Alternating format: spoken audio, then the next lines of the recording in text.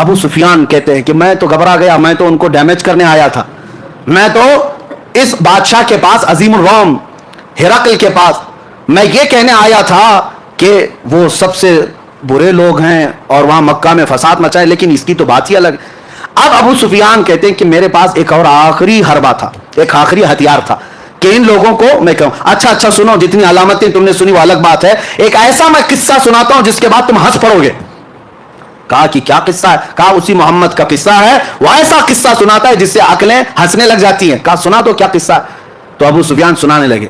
وہ کہتے ہیں محمد ایک رات وہ حرم میں سوئے ہوئے تھے اور کوئی فرشتہ آیا اور انہیں اٹھا کر لے گیا, اور وہاں سے وہ بیت المقدس گئے براق کی سواری لے کر, اور وہاں پر جا کر انہوں نے سواری کو باندھ دیا اور بیت المقدس میں جا کر امامت کی. پھر آسمان وہ سب سنانے لگے اور پھر اسی وقت دربار میں بیٹھا ہوا 90 سال کا ایک عیسائی پادری, جس کے لیے بادشاہ بھی جھک جاتا تھا, 90 سال کا پادری تھا, وہ وہاں محفل میں بیٹھا ہوا تھا. صاحب تو دیکھنے آئے تھے کہ عرب والے کیا نئی خبر لے کر آئے. جیسے ہی محفل میں ابو سفیان یہ واقعہ اس لیے سنا رہے تھے کہ ان کو لگ جائے کہ جھوٹا قصہ, کتنا بڑا گڑا ہوا قصہ ہے.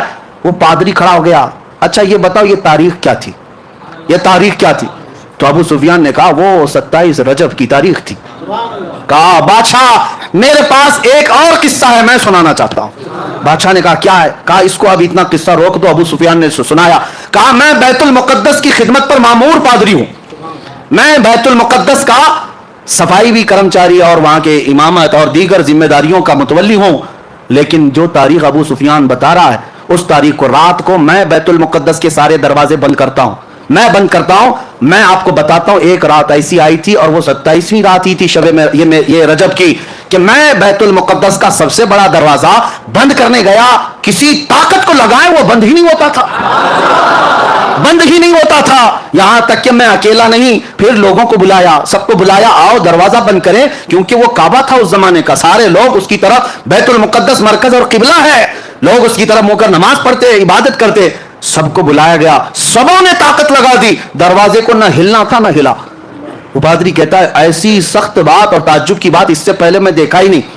تو دروازہ بند نہیں ہوا. تو رات کو ہم سب نے یہ مشورہ کیا چلو اب تھک گئے سو جاتے ہیں, دیکھتے ہیں کل سب بیٹھ کر کے بڑے بڑے علماء کو بلائیں گے اور کیا ہوگا اس پر.